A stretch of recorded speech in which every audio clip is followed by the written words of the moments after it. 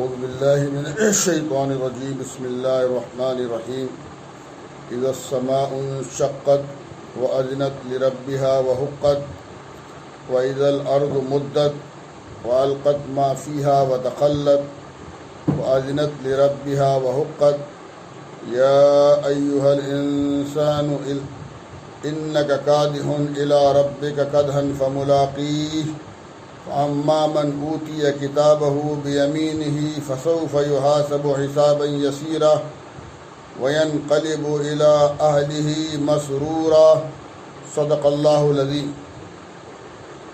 اور جب آسمان پھٹ جائے گا، وَأَذِنَتْ لِرَبِّهَا وَحُقَّتْ،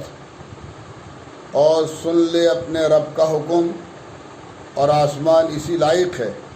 یعنی اللہ تعالیٰ آسمان کو حکم دیں گے کہ پھٹ جا تو وہ آسمان اللہ کا حکم سن کر پھٹ جائے گا۔ وَإِذَا الْأَرْضُ مُدَّتْ، اور جب زمین کو پھیلا دیا جائے گا، وَأَلْقَتْ مَا فِيهَا وَتَخَلَّتْ، اور نکال ڈالے گی جو اس میں ہے اور سب زمین اپنے اندر کا خالی کر دے گی۔ وَأَذِنَتْ لِرَبِّهَا وَحُقَّتْ، اور سن لے اپنے رب کا حکم، اور وہ زمین اسی لائق ہے، یا زمین اللہ تعالیٰ کے حکم سے اپنے اندر جو کچھ بھی زمین کے اندر ہے، خزائن ہیں، معدنیات ہیں، آدم علیہ السلام سے لے کر قیامت تک کے مردے ہیں، لاشیں ہیں، سب کو زمین باہر نکال کر رکھ دے گی۔ یا ایھا الانسان انک کادح الی ربک کدحا فملاقیہ، اے انسان جو تجھ کو تکلیف اٹھانی ہے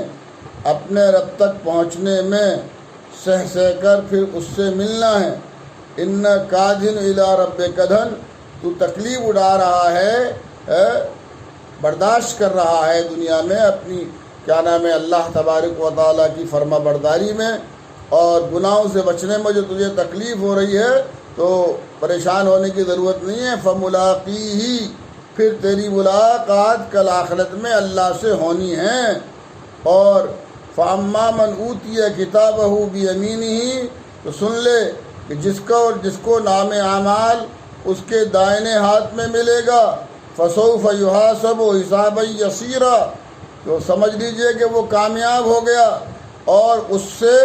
جو ہے آسان حساب لیا جائے گا۔ وَيَنْقَلِبُ إِلَىٰ أَهْلِهِ مَسْرُورًا، اور وہ لوٹے گا اپنے لوگوں کے پاس خوشی خوشی۔ تو خلاصہ تفسیر،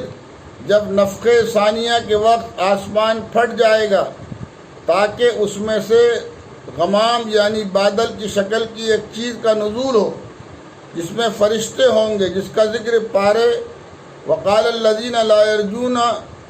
آیت ویوم تشقق السماء میں ہے، اور اپنے رب کا حکم سن لے گا اور مان لے گا۔ یہاں حکم سے مراد حکم تکوینی انشقاق کا ہے، اور ماننے سے مراد اس کا وقوع ہے، اور وہ آسمان بوجہ محکوم قدرت ہونے کے اسی لائق ہے کہ وہ اللہ تعالیٰ کا حکم مانے۔ جس امر کی مشیت اس کے متعلق ہو اس کا وقوع ضرور ہو جائے، اور زمین کھینچ کر بڑھا دی جائے گی، جس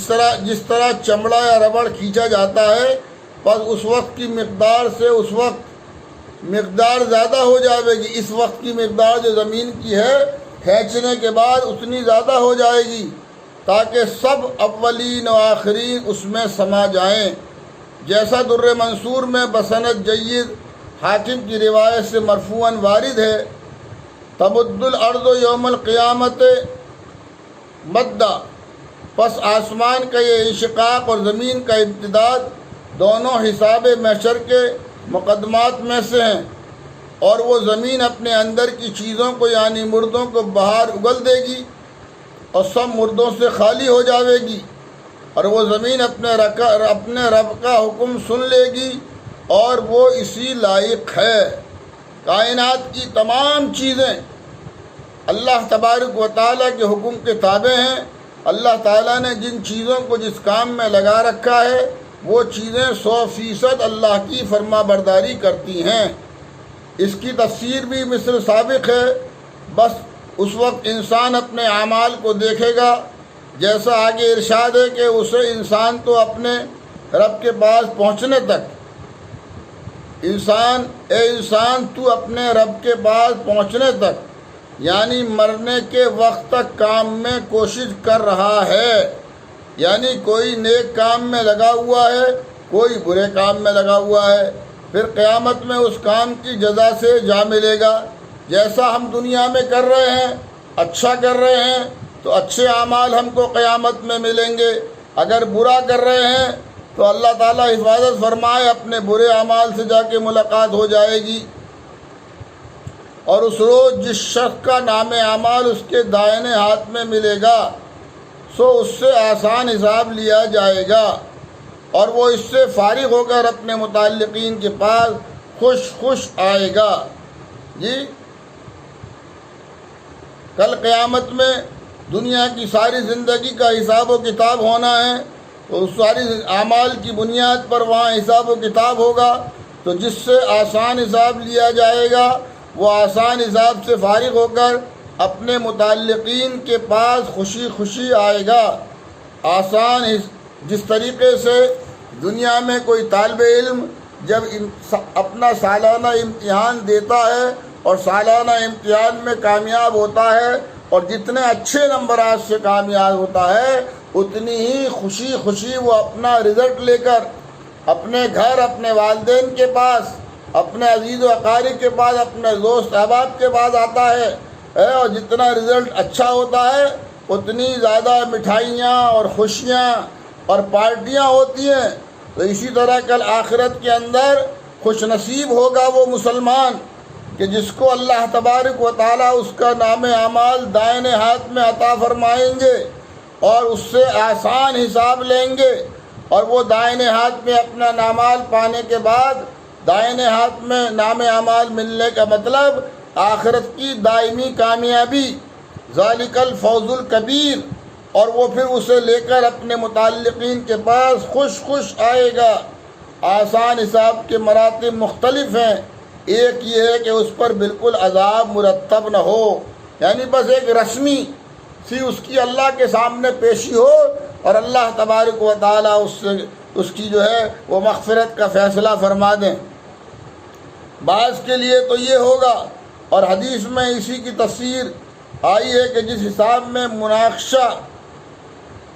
خوردہ گیری نہ ہو، صرف پیشی ہو جائے، اور یہ ان کے لیے ہوگا جو بلا کسی عذاب کے نجات پائیں گے، جو بلا کسی عذاب کے جن کو اللہ تعالیٰ نجات دے گا ان سے آسان حساب لیا جائے گا، دائنے ہاتھ میں ان کا نام اعمال ملے گا، اور یہ دائنے ہاتھ میں نام اعمال ملنا ہی جو ہے وہ ان کی کامیابی کی ضمانت اور کامیابی کی پہچان ہے۔ جو بلا کسی عذاب کے نجات پائیں گے، دوسرا یہ کہ اس پر عذاب الہی نہ ہو، اور یہ عام مومنین کے لیے ہوگا اور مطلق عذاب اس کے منافی نہیں۔ اور جس شخص کا نام اعمال، تو یہ دائنے ہاتھ میں نام اعمال جو ہے وہ دنیاوی مجاہدے اور مشقت اور قربانی کے بعد میسر ہوگا، یعنی جو وَأَمَّا مَنْ خَافَ مَقَامَ رَبِّهِ وَنَهَى النَّفْسَ عَنِ الْهَوَىٰ فَإِنَّ الْجَنَّةَ هِيَ الْمَأْوَىٰ، جو مسلمان دنیا میں اللہ تبارک و تعالیٰ کی ذات سے ڈرے اور اپنے نفس کو خواہشات نفسانی سے باز رکھے تو اس نفس کو فَإِنَّ الْجَنَّةَ هِيَ الْمَأْوَىٰ، تو جنت ایسے ہی مسلمان کا ٹھکانہ ہوگا۔ اور جو اپنے آپ کو دنیا میں جو مسلمان دنیا میں اپنے آپ کو جو ہے وہ خواہشات نفسانی کا غلام بنا کر رکھے گا، اللہ حفاظت فرمائے، کل آخرت میں اس کے لیے بڑی خرابی کا دن ہو سکتا ہے۔ فَأَمَّا مَنْ أُوتِيَ كِتَابَهُ بِيَمِينِهِ فَسَوْفَ يُحَاسَبُ حِسَابًا يَسِيرًا وَيَنْقَلِبُ إِلَىٰ أَهْلِهِ مَسْرُورًا، اس میں مومنین کا حال بیان فرمایا کہ ان کے نام اعمال دائنے ہاتھ میں دیے جائیں گے اور ان سے بہت آسان حساب لے کر جنت کی بشارت دے دی جائے گی، اور وہ اپنے گھر والوں کے پاس خوش واپس آئے گا۔ صحیح بخاری کی ایک حدیث میں حضرت عائشہ رضی اللہ تعالی عنہ سے روایت ہے کہ رسول اللہ صلی اللہ علیہ وسلم نے فرمایا قیامت کے روز جس سے حساب لیا جائے وہ عذاب سے نہ بچ سکے گا، اللہم حافظنا۔ کل قیامت میں جس کو حساب کی لائن میں کھڑا کر دیا تو کون ہے جو اللہ کے سامنے حساب دے سکے؟ اس پر حضرت عائشہ صدیقہ رضی اللہ تعالی عنہا نے سوال کیا کہ کیا قرآن میں حق تعالیٰ کا ارشاد نہیں ہے یحاسب حسابا یسیرا؟ حضرت صلی اللہ علیہ وسلم نے فرمایا کہ اس آیت میں جس کو حساب یسیر فرمایا وہ در حقیقت مکمل حساب نہیں بلکہ صرف رب العزت کے سامنے پیشی ہے، اور جس شخص سے اس کے اعمال کا پورا حساب لیا گیا وہ ہرگز عذاب سے نہ بچے گا، اللہم حافظنا۔ اس حدیث سے معلوم ہوا کہ مومنین کے اعمال بھی رب العزت کے سامنے پیش تو سب ہوں گے، مگر ان کے ایمان کی برکت سے ان کے ہر عمل پر مناقشہ نہیں ہوگا۔ اسی کا نام حساب یسیر ہے، اور اپنے گھر والوں کی طرف خوش واپس ہونے کے دو معنی ہو سکتے ہیں، یا تو گھر والوں سے مراد جنت کی حوریں ہیں جو وہاں اس کے اہل ہوں گی، اور یہ بھی ممکن ہے کہ دنیا میں جو اس کے اہل و عیال تھے محشر کے میدان میں جب حساب کے بعد کامیابی ہوگی تو دنیا کی عبادت کے مطابق اس کی خوشخبری سنانے ان کے پاس جائے۔ ائمہ تفسیر نے دونوں احتمال بیان فرمائے ہیں۔ انہ کان فی آلہ مسرورا، یعنی جس کا نام اعمال اس کی پشت کی طرف سے اس کے دائیں ہاتھ میں دیا جائے گا۔ انہ کان فی آلہ مسرورا، یعنی جس کا نام اعمال اس کی پشت کی طرف اس کے بائیں ہاتھ میں دیا جائے گا، وہ وہاں اس کی تمنا کرے گا کاش وہ پھر مر کر مٹی ہو جائے اور عذاب سے بچ جائے، مگر وہاں یہ ناممکن ہوگا بلکہ اس کو جہنم میں داخل کر دیا جائے گا۔ اس کی ایک وجہ یہاں یہ ارشاد فرمائی کہ وہ دنیا میں اپنے اہل و عیال میں آخرت سے بے فکر ہو کر مگن اور خوش رہا کرتا تھا، بخلاف مومنین کے کہ ان کو دنیا کی زندگی میں کبھی بے فکری نہیں ہوتی، ہر عیش و راحت کے وقت بھی آخرت کی فکر ضرور لگی رہتی ہے۔ جیسا کہ قرآن کریم میں ان کا حال بیان فرمایا، انا کننا فی اہلنا مشفقین، یعنی ہم تو اپنے اہل و عیال میں رہتے ہوئے بھی آخرت کا خوف رکھتے تھے۔ اس لیے ان دونوں فریق کا انجام ان کے مناسب ہوگا جو دنیا میں اپنے اہل و عیال کے ساتھ آخرت سے بے فکر ہو کر عیش و عشرت اور خوشی و مسرت میں گزارتے تھے، آج ان کے حصے میں یہ عذاب جہنم آئے گا، اور جو لوگ دنیا میں آخرت کے حساب و عذاب سے ڈرتے رہتے تھے ان کو وہاں مسرت و خوشی حاصل ہوگی، اور اب وہ اپنے اہل و عیال میں دائمی مسرت کے ساتھ رہیں گے۔ اس سے معلوم ہوا کہ دنیا کی راحتوں میں مست و سرور ہو جانا مومن کا کام نہیں ہے۔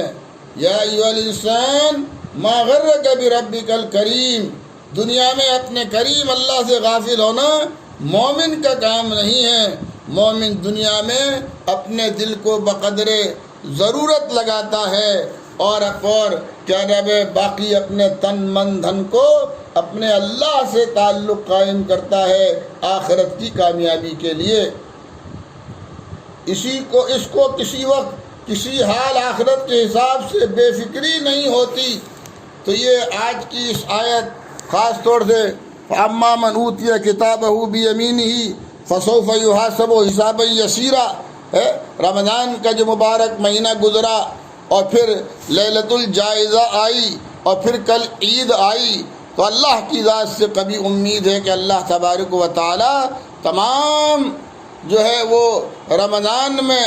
روزے رکھنے والے اور روزے رکھنے والیوں اور قیام کرنے والے اور قیام کرنے والیوں اور زکوٰۃ دینے والے زکوٰۃ دینے والیوں کو انشاءاللہ لیلۃ الجائزہ میں اللہ تبارک و تعالی نے سب کی مغفرت فرمائی ہوگی، سب کی مغفرت فرما دی، اللہ کے کرم پر یقین ہے، اور سب کو اللہ تعالیٰ نے جنت کی خوشخبری اور بشارت دے دی۔ اب ذمہ داری ہماری بنتی ہے کہ ہم رمضان کے مبارک مہینے کی طرح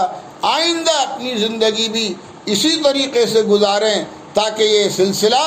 ایمان کے روزے کی حفاظت اور ایمان کے روزے کا بقا اور ایمان کے روزے کا خاتمہ بالخیر یعنی ایمان پر ہونے کے لیے ہم دن رات فکر کے اندر لگے رہیں. اس کے لیے ہمیں جو تکلیفیں پہنچیں انہیں خوشی خوشی اٹھانا چاہیے. اگر ہم ایسا کر جائیں گے من کان آخر کلامہ لا الہ الا اللہ فدخل الجنہ، تو وہ اللہ کا بندہ اور بندی اللہ تبارک و تعالیٰ کی اس بشارت اور اس کیا نام ہے انعام کا مستحق ہوگا کہ فَأَمَّا مَنْ أُوتِيَ كِتَابَهُ بِيَمِينِهِ فَسَوْفَ يُحَاسَبُ حِسَابًا يَسِيرًا. تو یہ اللہ تبارک و تعالیٰ ہمیں جو ہے اس پر فکر آخرت پر اللہ تعالیٰ ہمیں ہر دم قائم رہنے کی توفیق عطا فرمائے. جن سے دعا ہے اللہ تعالیٰ حسن فکر اور حسن عمل کی توفیق عطا فرمائے. باقی انشاءاللہ آئندہ خدا کرے دعا فرمائیے کہ یہ سلسلہ جو ہے انشاءاللہ جو ہے کم از کم میری موت تک جو ہے وہ انشاءاللہ جاری ساری رہے اور ہمارے آپ کے لیے صدقے جاریہ انشاءاللہ بنے. اور آپ دعا بھی کرتے رہیں اور آپ متوجہ بھی رہیں اور صدقے جاریہ کی نیت سے ان آڈیوز کو جو ہے وہ پوری دنیا میں عام کرنے کے لیے کوششیں بھی کرتے رہیں. وما توفیقی